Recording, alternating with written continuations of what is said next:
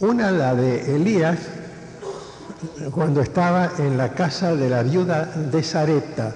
Sarepta no era el marido, era el lugar, la localidad, ¿no? La viuda de Sarepta. Y otra, cuando el discípulo de Elías, Eliseo, estaba en casa de una mujer sunamita. Sunamita es el nombre del pueblo al que ella pertenecía. En ambos casos, tanto en el caso de Elías como en el caso de Eliseo, son niños los que mueren.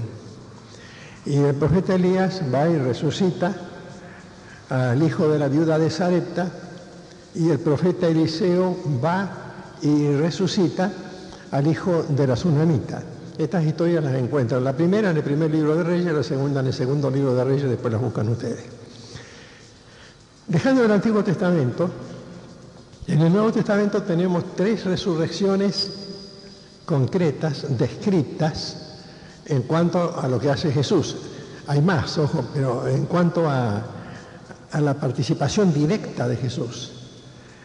En orden no cronológico, no en orden de fechas o de calendario, sino en orden de trascendencia del milagro. Por ejemplo, resucita a la hija de Jairo, que acababa de morir. Tal es así que él iba caminando y mandan a decir, díganle al Señor que no vaya porque ya se murió la nena. Y Jesús les contesta, no se murió, está durmiendo, duerme. Y llega y la resucita. Después está, esto es una chica que acababa de morir. Después está el caso de un muchacho que lo llevaban al cementerio. Quiere decir que había muerto bastante tiempo antes, probablemente unas horas antes, un día antes. Imaginen lo que sean, porque no da mayores detalles el Nuevo Testamento, ni dice tampoco mucho sobre qué tipo de gente era, qué pueblo pertenecía, qué religión tenía, sino que simplemente Jesús se encuentra con el cortejo fúnebre y resucita al hijo de la viuda de Naín. Naín no era el nombre del marido, Naín era el pueblo de donde venía esta mujer. Y Jesús resucita. Después viene el caso de Lázaro, que ya no es que se había muerto recién, ni que estaba en el cortejo fúnebre, sino que ya era el 4.º día que había muerto. Y entonces tanto que las hermanas de Lázaro le dicen a Jesús, no, Señor, ya hiede, ya da mal olor, es el 4.º día. Y Jesús dice, no importa, yo voy, yo soy la resurrección y la vida. Dice, Lázaro, ven fuera, y lo resucita. Después hay un tema que casi siempre pasa por alto, que está en el Evangelio de Mateo, cuando relata la muerte de Jesús. A ver si se acuerdan. Cuando relata la muerte de Jesús, el Evangelio de Mateo, dice que en el momento que murió Jesús, se abrieron los sepulcros y muchos muertos salieron y se fueron a Jerusalén y aparecieron a muchos. Imagínense, jabón, aparecen un montón de muertos en Jerusalén. Pero está en la Biblia, está descrito así. Es que es uno de los problemas más difíciles de interpretar. Y uno dice, bueno, se va Jesús, no van a seguir apareciendo las resurrecciones. Sin embargo, está el apóstol Pedro y le avisan que ya había muerto una chica que se llama Dorcas, o también tenía otro nombre, Tabita, pero mejor Dorcas porque si no parece una taba chiquita, ¿no? Dorcas, muy querida, la gente la quería mucho porque hacía muchas labores para los demás, tenía una vida muy generosa, y entonces llega Pedro y resucita a Dorcas. Y después, cuando Pablo está predicando una noche, Pablo tenía la costumbre de algunos predicadores que de antes, porque ahora es difícil, estaba predicando hasta la medianoche. Y entonces estaba un chico que se llamaba Eutico, que estaba ahí en el palco arriba, apoyado así, debe haber sido muy livianito, la baranda muy baja, se quedó dormido y se cayó y se mató. Y Pablo fue y lo levantó de entre los muertos, lo resucitó.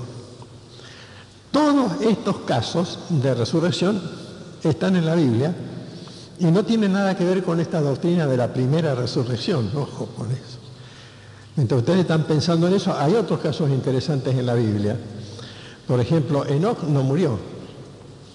La Biblia dice en el libro de Génesis que Enoc caminó con Dios y Dios se lo llevó. Desapareció porque Dios se lo llevó, pero no murió, no conoció la muerte. Otro que no conoció la muerte fue Elías. Elías caminaba junto con su discípulo Eliseo y viene hacia él un carro de fuego, dice el segundo libro de Reyes en el capítulo 2, un carro de fuego que venía del cielo, algo parecido a lo que nosotros diríamos un ovni, una manera de hablar simplemente. Llega ese carro de fuego y Eliseo se impresiona y Elías es llevado al cielo en ese carro de fuego y no muere. Y uno se pregunta, ¿dónde está? ¿Qué pasa? Y después está el caso de Moisés al final del libro de Deuteronomio. Y Moisés sí se muere, pero se muere en la soledad junto con Dios, con Jehová, dice el último capítulo de Deuteronomio. Y dice el capítulo ese que Jehová lo enterró y nunca se supo cuál era su tumba. Pero el misterio es que cuando Jesús se transfigura, los que aparecen vivos como si hubieran resucitado son Elías y Moisés y no Elías y Enoc. Y entonces cuando uno estudia las profecías dice, ¿y esto cómo coincide en este panorama? Porque cuando nosotros leemos lo que dice Pablo en la primera carta a los tesalonicenses, al final del capítulo 4, donde dice que los muertos en Cristo resucitarán primero, luego nosotros, los que quedemos, seremos arrebatados juntamente con ellos en el aire e iremos a recibir al Señor en las nubes. Bueno, eso está bien para nosotros, para todos nosotros, pues todos nosotros vamos a pasar por una de esas dos experiencias. O vamos a resucitar o vamos a ser arrebatados. Pero como quiera que sea, vamos a ir al encuentro del Señor en el aire, es lo que dice la Biblia, en el espacio sideral, en el lugar, en una dimensión prácticamente material dentro de nuestro espacio-tiempo. Entonces esto plantea algunas preguntas que yo quisiera contestar en parte hoy. En primer lugar, la manera como definía Jesús las cosas. Porque Jesús nunca daba muchas explicaciones. Jesús decía que el Espíritu Santo les iba a revelar con el tiempo, lo reveló a través de las epístolas, no a través de iluminados especiales que aparecen de vez en cuando en la historia. Y Jesús decía, bueno, esto está durmiendo. Pero con respecto a Lázaro no dice exactamente eso, eso lo dice de más tarde. Con respecto a Lázaro dice, esta enfermedad, dice ahí Juan 11, creo que el versículo 4, esta enfermedad no es para muerte, sino para que la gloria de Dios se manifieste. Quiere decir que para el Señor aquella muerte no era muerte. Ustedes no sé si se acuerdan que cuando Pablo estaba en Listra, en el viaje misionero, llegaron unos hermanos que no eran hermanos espirituales judíos que no tenían nada que ver con el cristianismo, que venían de Antioquía y de Iconio. Y llegaron, y cuando vieron que Pablo estaba teniendo éxito en la predicación ahí en Listra con los judíos, entonces lo apedrearon. Lo apedrearon de tal manera que lo arrastraron hasta fuera de la ciudad, arrastrándolo así por el camino, considerando que estaba muerto. Lo arrastraron como un cadáver después de haberlo apedreado. Ahora, la Biblia dice que después de un tiempo, Pablo fue rodeado por los demás seguidores de él y se levantó y salió caminando tranquilamente y se fue como si no hubiera pasado nada. Ahora, si lo dejaron como muerto y lo arrastraron por la calle pensando que estaba muerto, hay que tener en cuenta que esa gente tenía cierta habilidad para matar a pedradas, como lo demostraron cuando en otras circunstancias y en otro lugar, en las inmediaciones de Jerusalén, mataron a Esteban a pedradas. Es decir, ellos sabían bien cuando estaba muerta una persona. No tenían la técnica que existe hoy, pero sabían cuando alguien estaba bien muerto, de manera que lo sacaron y lo dejaron. Y uno se pregunta, ¿se murió o no se murió? 14 años más tarde, Pablo escribe su segunda epístola a los Corintios y les dice: yo no quisiera darme corte, no quisiera vanagloriarme con respecto a las revelaciones que Dios me ha dado, con respecto a las visiones que yo he tenido, pero conozco a un hombre, estaba hablando de sí mismo, porque primero aclara que quiere hablar de sus propias revelaciones. Conozco a un hombre que hace 14 años fue llevado al tercer cielo y allí escuchó cosas que no le es dado revelar. Entonces, si uno asocia, se pregunta, ¿a Pablo le habrá pasado una de esas muertes temporales que le llevaron al tercer cielo, que tuvo una revelación especial de Dios y que después bajó mientras estuvo en ese momento en que la gente lo daba por muerto? Y yo no lo estoy afirmando, pero es una pregunta, porque coincide la fecha, el lugar y los detalles. En la investigación, en el Nuevo Testamento, uno puede pensar, hay algo que tenemos que aprender, y es que la verdadera muerte, la muerte de verdad, es la muerte que nos enfrenta con el juicio. La Biblia dice, tiene razón, la nena, la hija de esta alumna de mi clase que hizo la pregunta, tiene razón la nena. Está escrito que los hombres mueran una sola vez, Hebreos capítulo 9, está escrito que los hombres mueran una sola vez, versículo 27, y después de esto el juicio, así como Cristo fue ofrecido una sola vez por los pecados. Tiene razón. Eso quiere decir que en toda muerte enseguida hay un juicio. Los creyentes vamos delante del juicio que plantea el tribunal de Cristo. Dice Pablo escribiendo a los Corintios y a los romanos que todos compareceremos ante el tribunal de Cristo. Y los que no son creyentes tendrán que comparecer ante el gran trono blanco, que está en Apocalipsis 20. Quiere decir que para saber que estoy muerto, perdón porque parezco humorístico, si he muerto de veras, paso delante del tribunal de Cristo. Si no, lo que ha pasado es una, diría entre comillas, una especie de muerte. Es decir, Lázaro no fue al tribunal de Cristo. Lázaro volvió. Aunque su cuerpo empezó a corromperse, Lázaro volvió. La Biblia admite esa posibilidad de una muerte circunstancial, ocasional.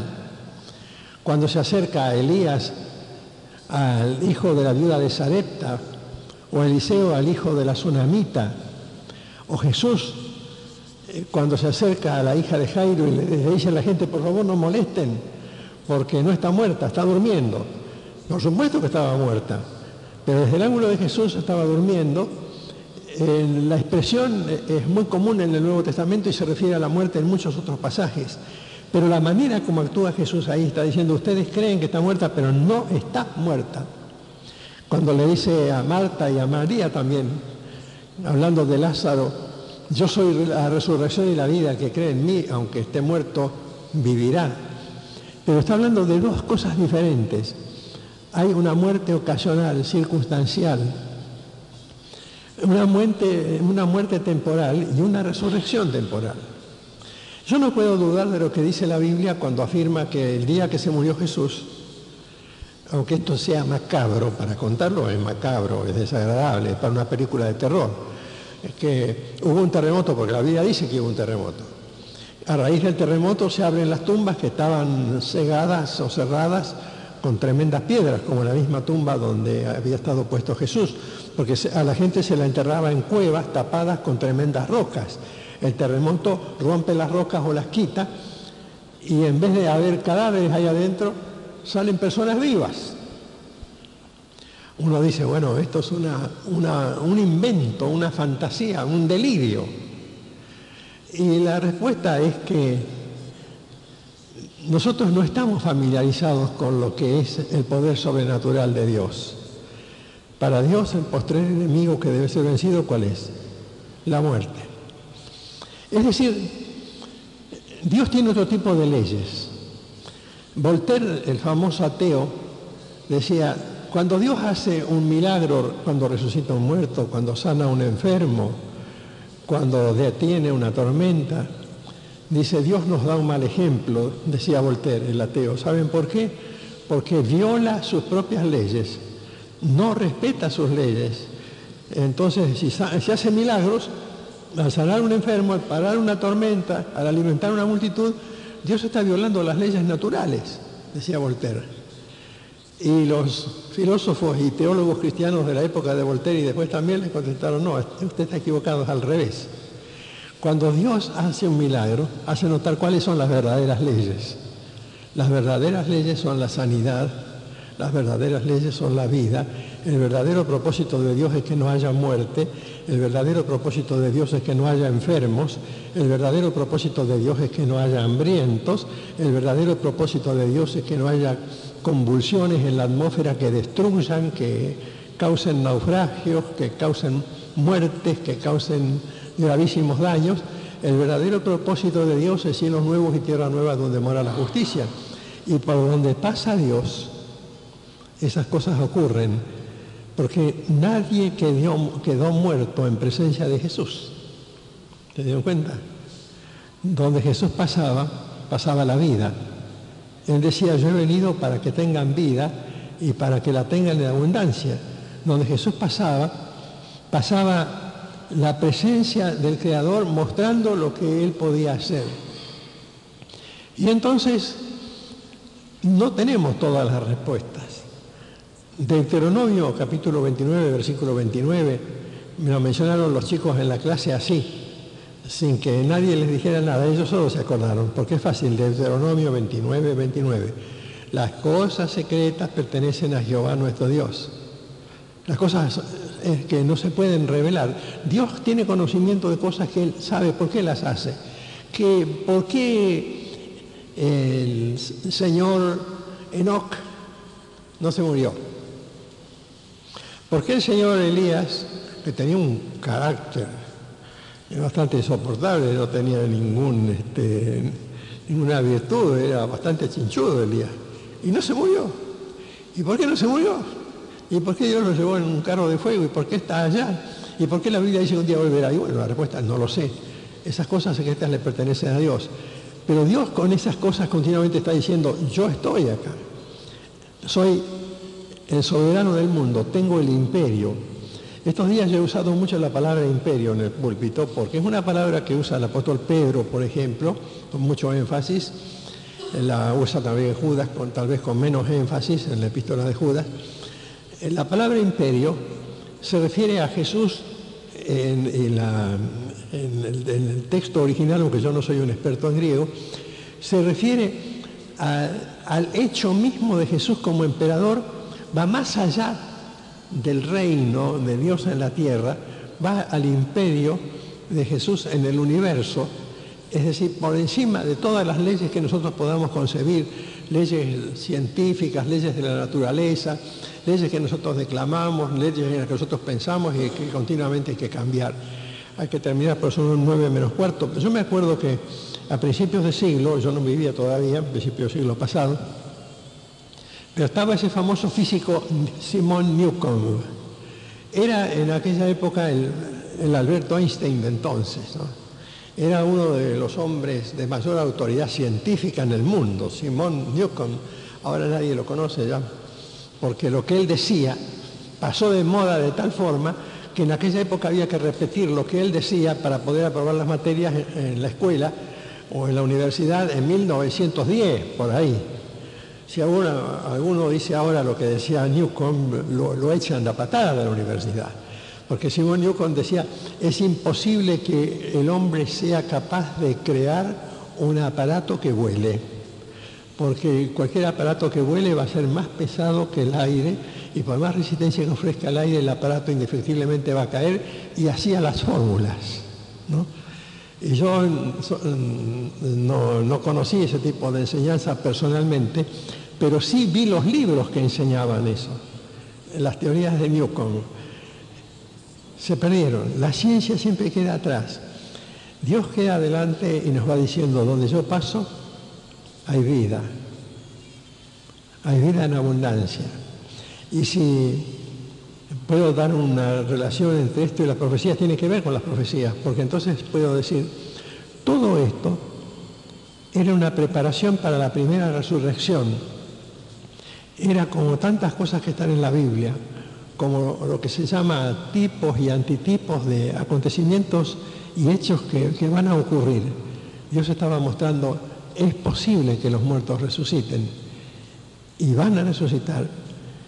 Y algunos pasarán por esta experiencia sin haber llegado de verdad a la muerte. Pero nosotros, yo me imagino que si yo me muero, y por supuesto que me voy a morir a menos que el Señor venga antes, tengo la certeza de la resurrección. Es decir, creo que es verdad.